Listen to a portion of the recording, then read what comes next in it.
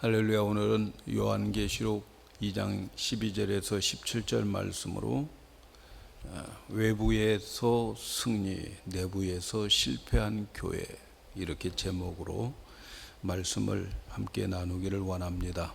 말세에 살아가는 우리는 이 말세에 나타난 교회의 모습들을 살펴보고, 그리고 그 교회의 모습 속에서 우리가 가야 할 방향을 찾아야 될 줄로 믿습니다.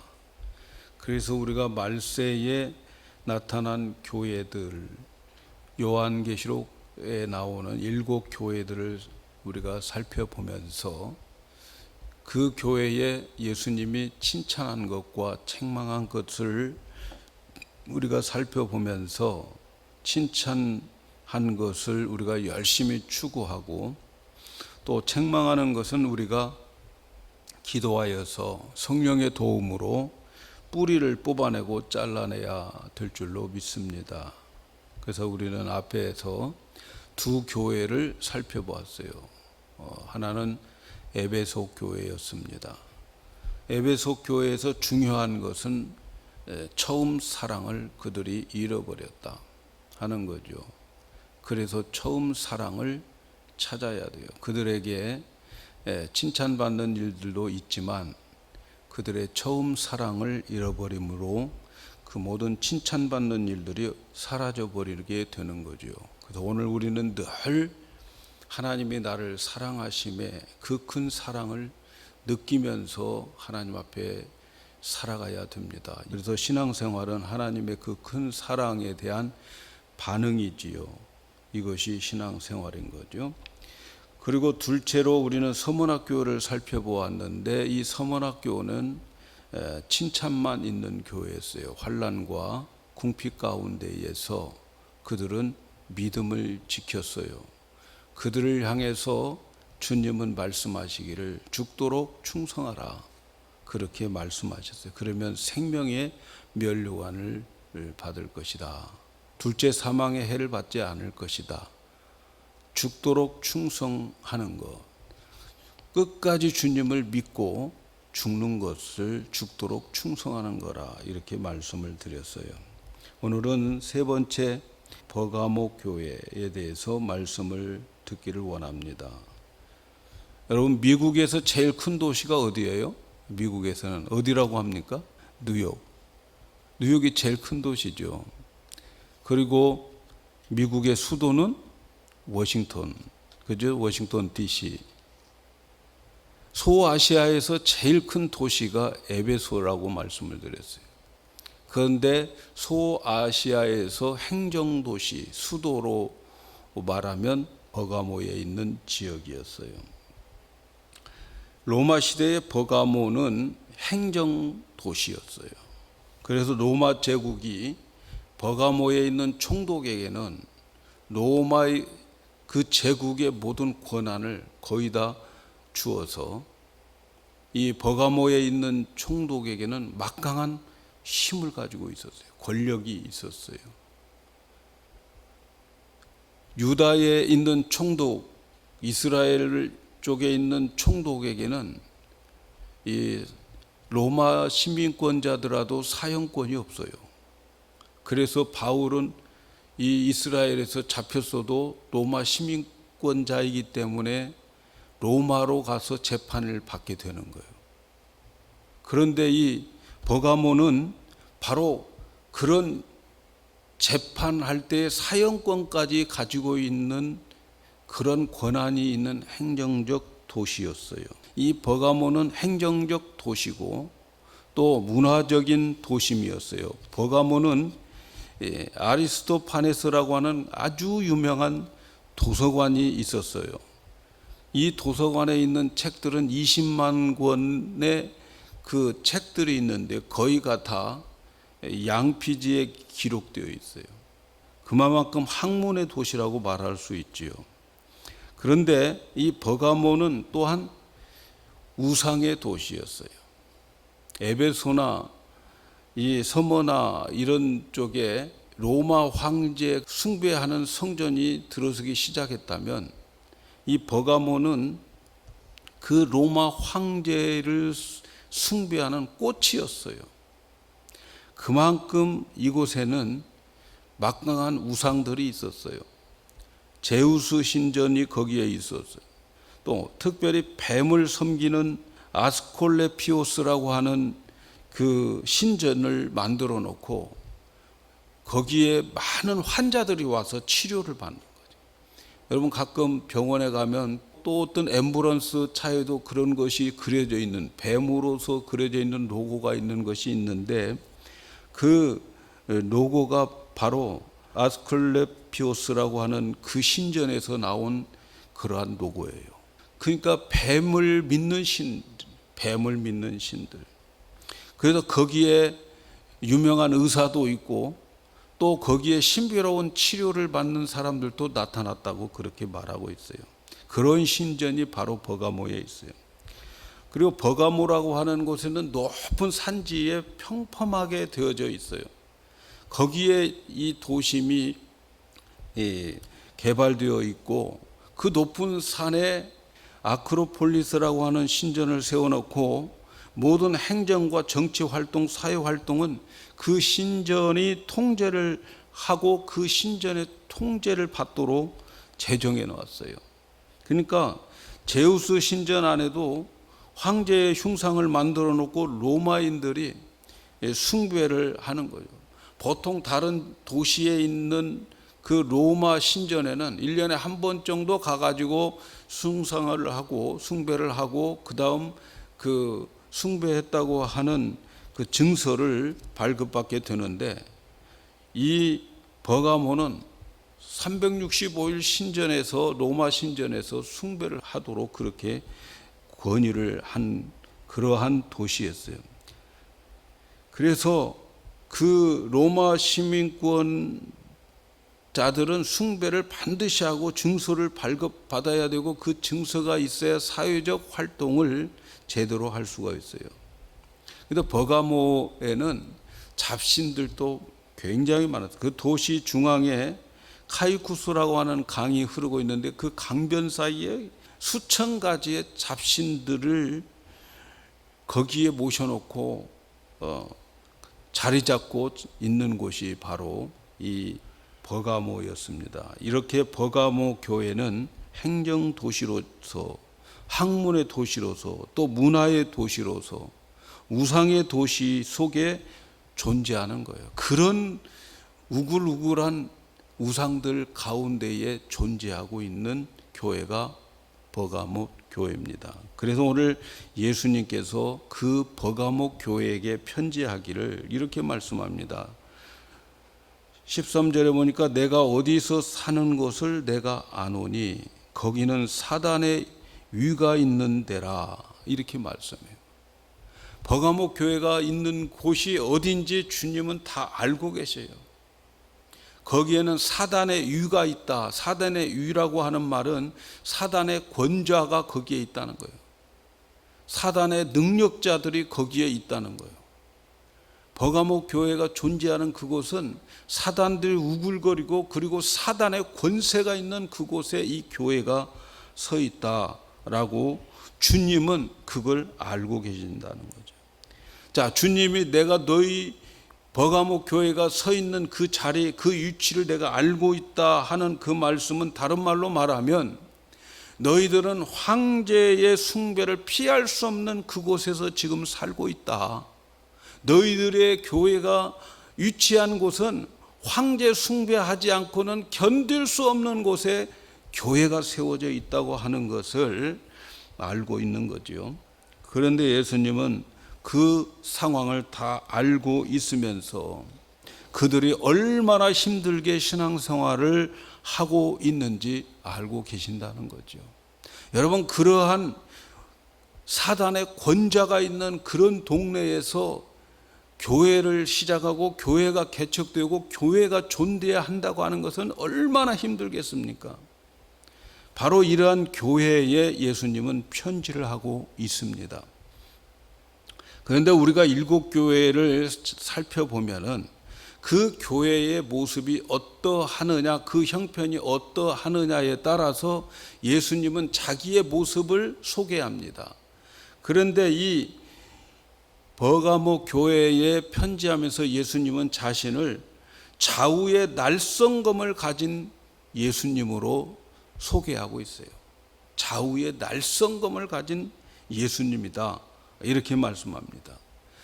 그 당시에 로마 군대들은 그 힘과 권력의 상징이 뭐였냐면 칼이었어요. 칼. 로마 군대들은 가지고 있는 그 칼이 시카르라고 하는 이름을 가진 칼인데, 보통 칼은 한쪽만 되어 있잖아요, 날이. 근데 그 로마 군인들이 가지고 있는 그 칼들은 양날에 있는 칼이에요. 그런데 예수님이 뭐라고 자신을 소개합니까? 좌우에 날선 검을 가진 분이다, 이렇게 소개하고 있습니다. 예수님이 가진 칼은 로마 군인들이 가진 칼과는 비교가 되지 않는 칼이라는 거죠. 예수님의 권세는 로마의 권세와는 비교할 수 없는 권세를 가지고 있는 분이 지금 말씀하고 계신다는 거죠. 예수님이 가진 예리한 칼, 이 칼을 가지고 이제는 이 버가모 지역에 있는 모든 타협주의, 혼합주의가 만연한 이 우상 숭배자들을 수술하기 위한 능력의 칼을 가지고 있다 하는 것을 예수님 자신을 이렇게 소개하고 있는 거죠. 근데 이 버가모 교회에 칭찬할 것이 있다는 거죠. 이 좌우의 날성검을 가진 예수님께서 버가모 교회의 교인들을 칭찬해 주고 있는데, 그 칭찬의 내용이 뭐냐?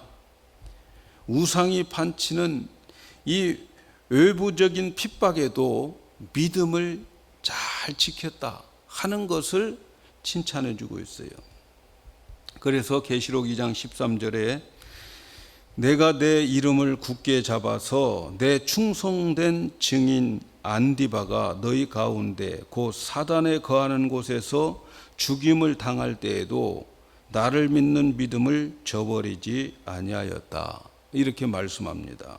버가모 교회 성도들이 로마 황제의 숭배를 해야 되고, 그리고 아프면 사람들이 아스클라피우스 신전에 찾아가서 치료를 받고, 세상의 쾌락을 찾기 위해서 제우스에게 찾아가서 거기에서 쾌락을 즐기고, 이런 그러한 판국에 이곳에 그런 것을 하지 않고 순교를 당하고 끝까지 예수님의 이름을 붙잡고 살아가는 자들이 있다 하는 것을 칭찬해 주고 있어요. 사탄의 권세가 있지만 죽어가면서까지 믿음을 지키고 있는 이 성도들을 예수님은 다 쳐다보고 계시고 알고 계시고 칭찬하고 계시는 거죠. 사탄의 권세, 그 사탄의 무서운 권세가 뭘까요?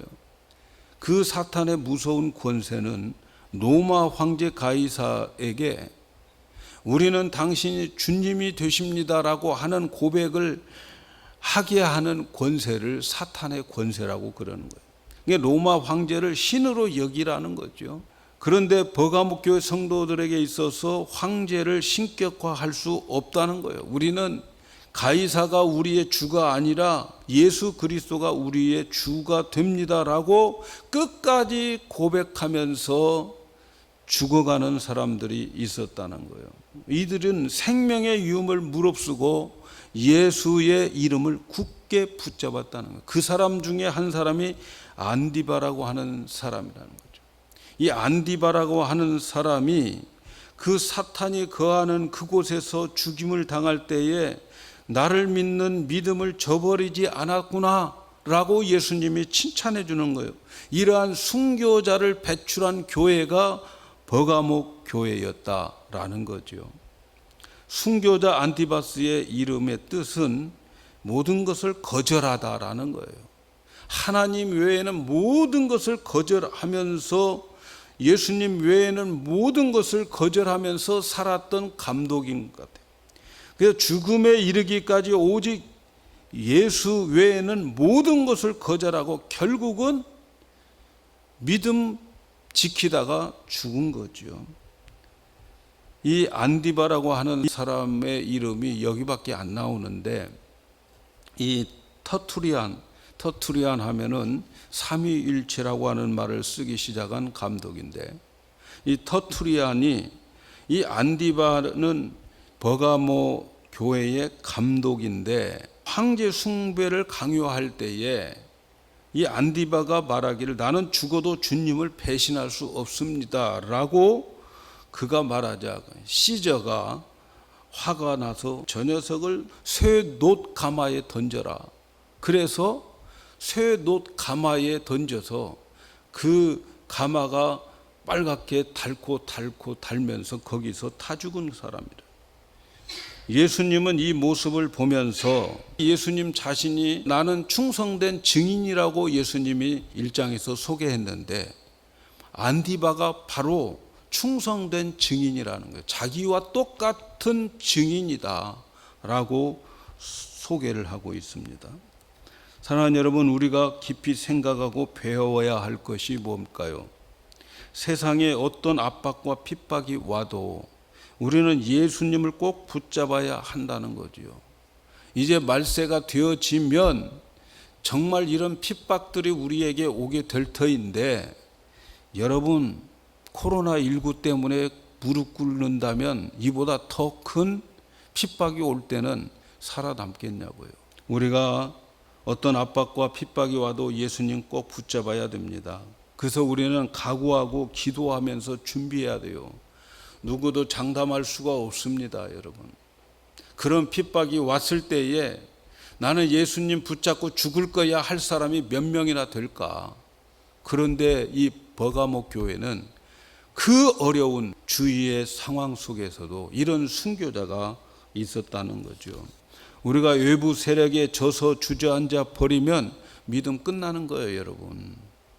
외부 세력에 우리가 주저앉아 버리면 일어나기 쉽지 않습니다. 끝장인 거죠. 그래서 우리는 외부 환경에서 이기는 것이 중요합니다. 외부 환경에 있는 그 믿음을 이기지 못하면 안 되는 거예요. 환경을 이기는 믿음, 이 세상을 이기는 믿음이 우리 교회에 저와 여러분에게 있기를 축복합니다. 그것만이 칭찬을 받게 되어 있어요. 그래서 여러분, 우리가 환경 탓으로 믿음을 핑계대면 안 되는 거예요. 환경은 이기라고, 하나님이 다 뜻이 계셔서 주시는 환경이니까 환경 이기셔야 돼요. 그 다음에 이 교회에 이러한 위대한 순교자가 있는가 하면 또 여기에 책망받을 사람이 있어요. 이것이 말세에 나타날 교회예요. 교회 안에는 어떤 사람은 순교적 믿음을 가지고 있는 사람이 있는가 하면 어떤 사람은 세상과 세속과 세대주의, 세속주의에 빠져 있는 사람들 함께 공존하고 있어요. 오늘 이 버가모 교회는 그 사람들을 책망하고 있어요. 14절에 보니까 그러나 내게 두어 가지 책망할 것이 있나니 거기 내게 발람의 교훈을 지키는 자들이 있도다.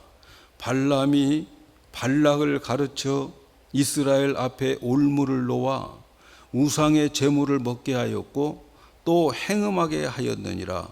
이와 같이 내게도 니골라당의 교훈을 지키는 자들도 있다. 이렇게 말해요. 버가모 교회에는 외부적인 그 엄청난 핍박 가운데에서 믿음을 지켜온 사람도 있는가 하면 이 교회는 책망받을 사람도 있다는 거죠. 그 책망 중에 첫 번째가 뭐냐면 발람과 니골라당의 교훈을 지키는 자들이 있다 이렇게 말해요. 발람과 니골라당은 같은 의미를 가지고 있는 사람입니다. 여러분, 발람은 구약의 사람이고 니골라는 신약의 사람이에요. 그래서 발람이라고 하는 말은 히브리어 말로 정복하다고 하는 벨라와 백성이라고 하는 하알의 말이 합성되어진 말입니다. 그래서 발람이라고 하는 뜻은 백성을 정복하다 이런 말을 가지고 있어요. 그런데 신약 성경에 나온 니골라라고 하는 이 말도 정복하다고 하는 리칸이라고 하는 그 말과 백성이라고 하는 라오스라고 하는 말이 합성되어서 니골라가 되는 거죠. 이것도 뜻이 백성을 정복하다라는 말이에요. 그러니까 오늘 말씀에 발람과 같이 니골라의 교훈을 너희들에게 지키는 자가 있다, 같이 취급을 하는 거예요. 그러니까 발람이나 니골라는 성도들을 정복해서 성도들을 넘어뜨리는 자들의 앞잡이들이라는 거예요. 발람이라고 하는 선지자가 어디에 나오느냐? 민수기 22장에 나와요. 모세 시대 때 가짜 선지자, 유명한 무당이에요.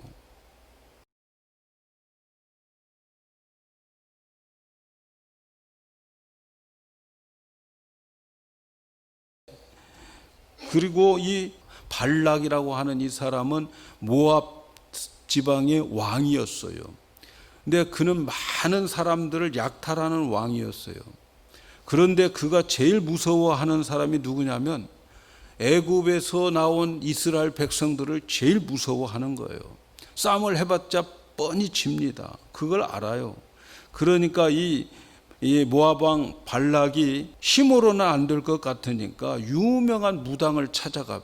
그 유명한 무당이 바로 발람이에요. 유명한 거짓 선지자가 발람이에요. 근데 발람은 뇌물을 좋아하는 그러한 거짓 선지자예요. 그래서 뇌물을 갖다 주는데 요구하는 게 뭐냐면 이스라엘을 저주해 달라는 거예요. 그 이스라엘을 저주해 주면은 이제 이 모압은 가만히 있어도 이기는 거예요. 하나님이 저주해 버리니까. 근데 하나님은 이 사람을 사용하지요.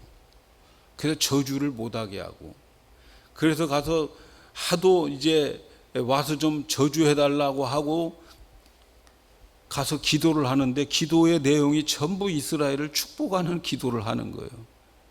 그러니까 모압 왕에게 이스라엘은 할 수가 없습니다. 절 저주할 수가 없다고, 다른 방법을 찾아야 되겠다라고 해서 다른 방법을 찾는 게 뭐냐면 이스라엘 백성들을 타락시키는 거예요. 문화적 교류를 통해서 타락시키는 거예요.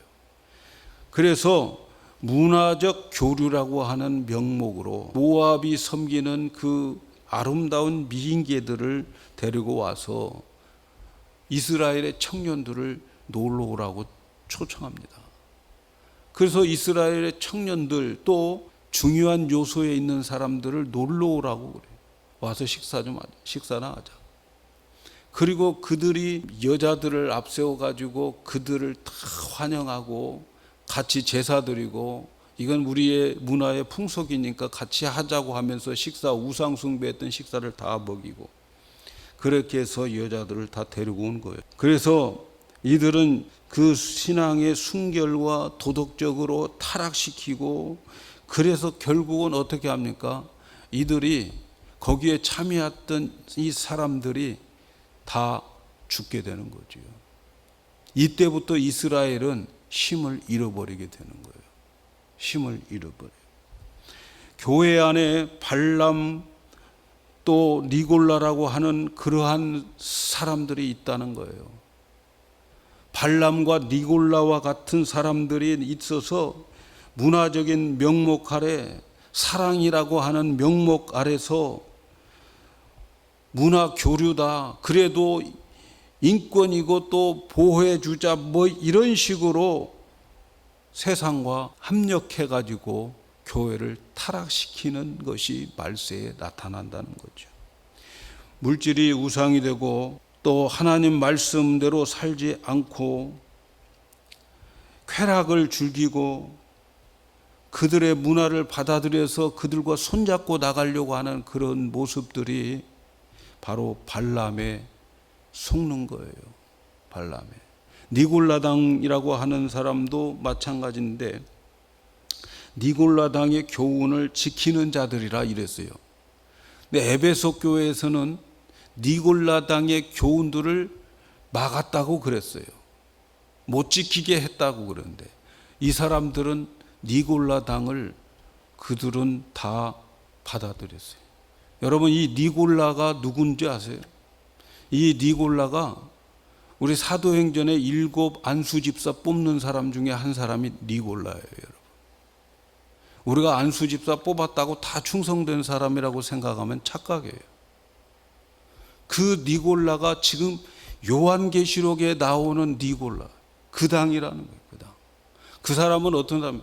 예수 믿는 거 좋지요. 우리 예수 다 믿고 예수님도 받아들이고, 그래서 그 사람도 안수집사로 뽑힌 거 아닙니까? 안수집사 뽑혀가지고 그랬는데 이 사람이 변질된 거예요. 헬라 문화를 받아들이고 헬라 문화 속에 복음을 접목시키려고 하는 거죠. 세상에 있는 것, 세상과 교회를 짬뽕시키려고 하는 거예요. 그 짬뽕시키는 것이 뭐냐면, 이 사람은 이원론을 가지고 있는 사람이에요. 이원론 사고를 가지고 있는데, 이원론이 뭐냐면 육신의 것은 모든 것이 악한 거고 선한 것은 다 영적인 거라는 거예요. 그래서 예수님도 육신으로 오셨다고 하는 것을 부인하는 거예요. 거룩한 하나님 아들이 어떻게 육신을 입고 오느냐, 십자가에서 죽으신 것도 환상이라고 생각하고 환상이다, 이렇게 전하고 다니는 이 사람들이 바로 이 니골라당이란 말이죠. 예수는 믿어요. 그런데 엉뚱한 예수를 믿고 있단 말이죠. 은혜 받고 믿으면 되지, 예배 드리고 그리고 난 다음에 말씀 무시하고 자기 율법 무시하고 율법 필요 없다, 우리 은혜 받았으니까 다 된다, 이제 용서받았다, 어차피 육은 죄인들이야, 죄인들. 그러니까 우리는 영이 더 중요해. 이래서 육과 영을 분리해 놓고 그렇게 살아가는 자들이 니골라당이란 말이에요. 에베소 교회에 있는 이 이단을 완전히 쫓아냈는데 이 버가모 교회는 쫓아내지 못하고 오히려 지키고 있다는 거예요. 한편에서는 순교자가 나오고 한편에서는 이런 세속과 쾌락과 세상의 문화와 접목시켜서 나가려고 하는 이 두 줄기가 있는데, 예수님은 버가모 교회에서 있는 이 니골라당 발람의 그 교훈을 따르는 자들을 지금 책망하고 있는 거예요. 버가모 교회는 교회 밖에서 오는 환난을 잘 이겼어요. 그런데 교회 안에서 신앙생활 하면서 사단의 물타기에 유혹에 넘어가는 사람들이 너무 많았어요. 우리는 교회 안에 이런 세속주의자가 되면 안 돼요. 교회 안에서 세속주의자를 물리쳐야 되는 거예요. 사랑이라고 하는 명분으로 이 말을 하면 상처가 될까 봐 말 않고 조심스럽게 내버려 두고 있는 것들이 뭐예요? 아골라당. 그게 발람이에요. 발람을 따르는다. 모르는 척 해주고 관심 없는 것 척 해주는 그런 것들, 여러분, 그것 때문에 망하는 거죠. 그것 때문에. 그런 세속주의, 인본주의, 우상 숭배자들을 용납한 것을 책망하고 있는 거예요.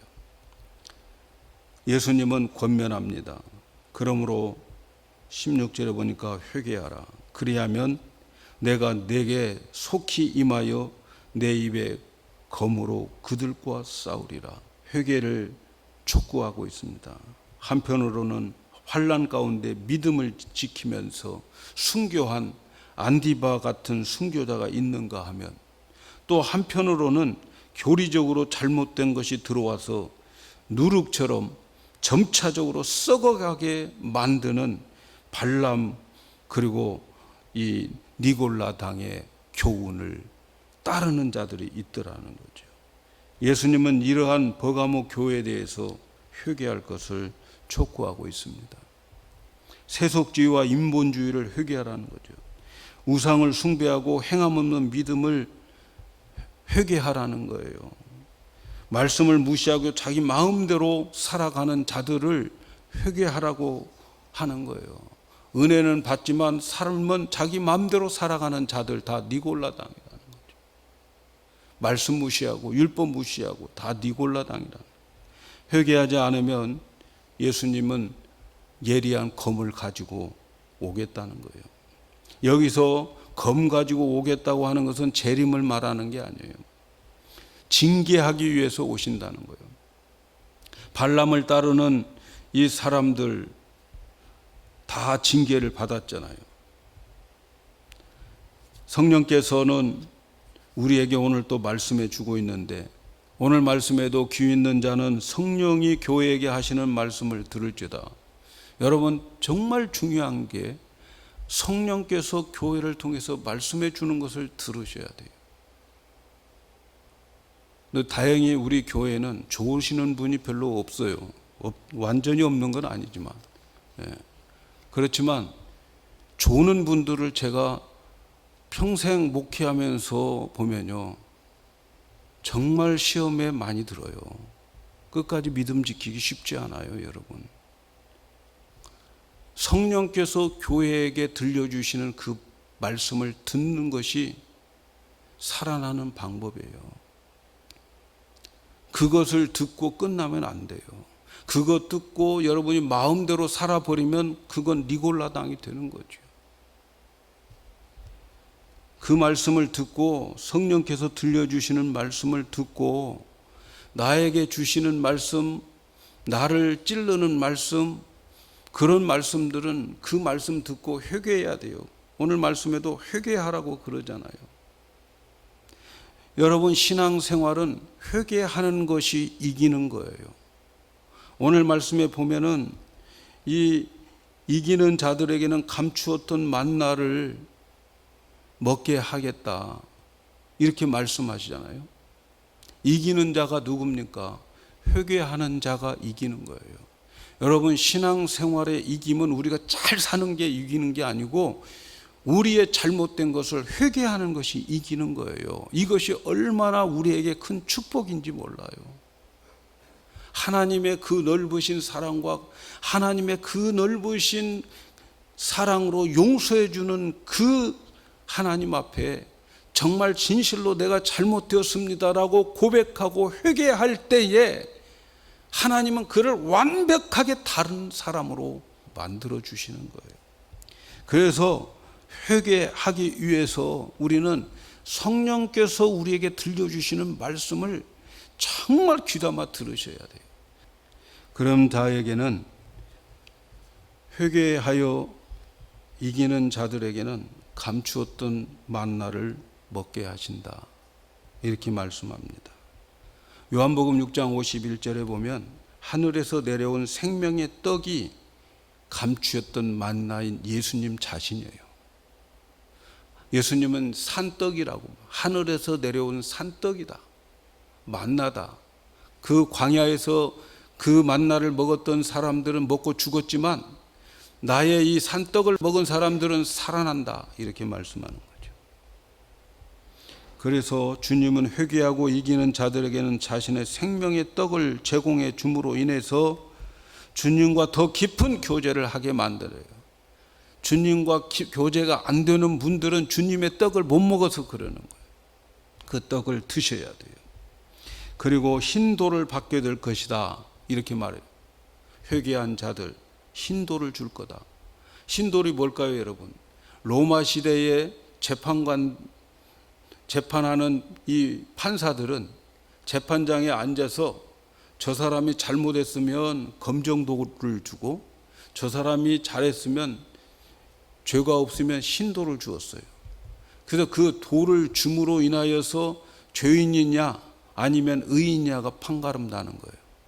그런데 그 사람이 어떤 죄를 졌다 할지라도 성령의 음성을 듣고 회개하면 흰돌을 주시겠다는 거예요. 그게 뭘까요, 여러분? 주님이 우리를 의롭다고 인정해 주시겠다는 거예요. 흰돌을 주시겠다고 하는 것은 용서해 주시겠다는 거예요. 회개하는 자들에게는 반드시 흰돌을 주시는데, 오늘 또 여러분 흰돌을 받아가셔야 되지 않겠어요? 그리고 그 흰돌에다가 이름이 새겨질 것이라는 거예요. 그 이름이 새겨질 것이다.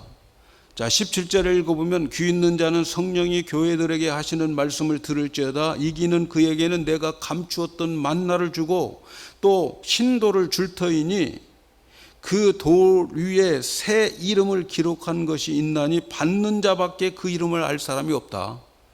신돌에 기록된 자기 이름은 자기밖에 무슨 이름이 써여 있는지 자기밖에 모른다는 거예요.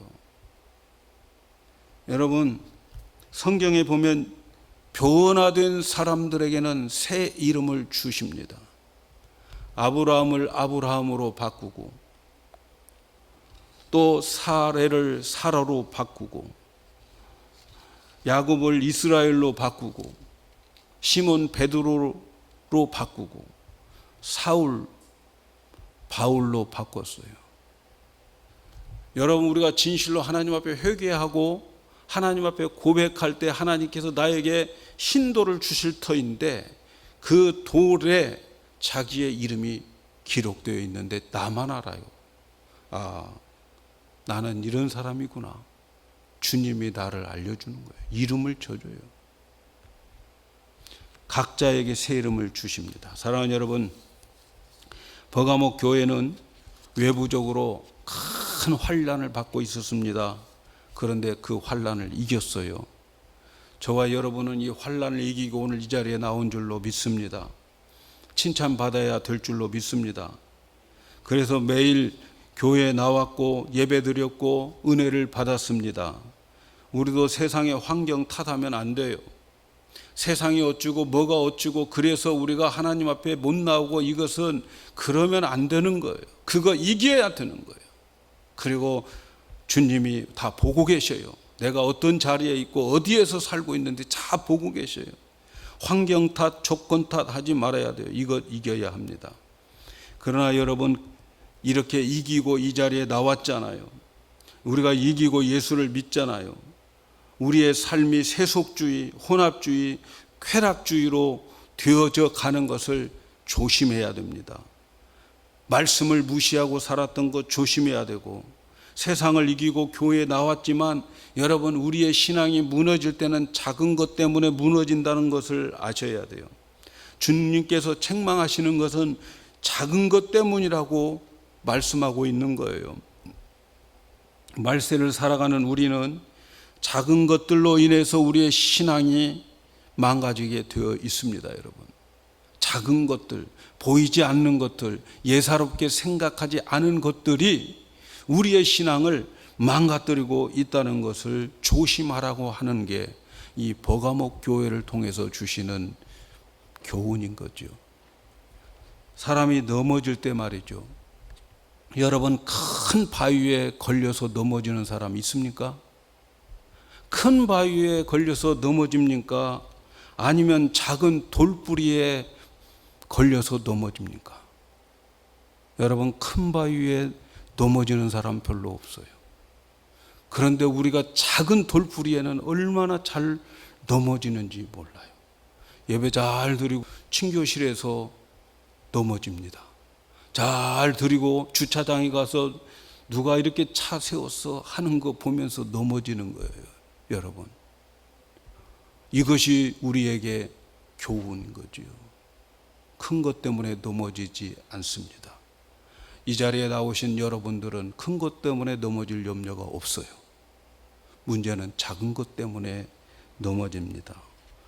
그 작은 것을 우리에게 가져다가 놓고 넘어뜨리게 하는 것이 발람이나 아굴라 당인데, 우리가 가는 길에 작은 돌뿌리를 만들어 놓고 그 돌뿌리가 사랑이라고 하는 명목, 인권이라고 하는 명목, 문화라고 하는 명목, 이런 명분들을 우리의 앞에 놓고 그것으로 인해서 우리를 넘어뜨리게 하는 것, 여러분, 이것이 바로 버가목 교회에 주는 교훈인 거죠. 그러므로 여러분, 우리는 말세에 더 많이 경건해야 되지 않겠어요?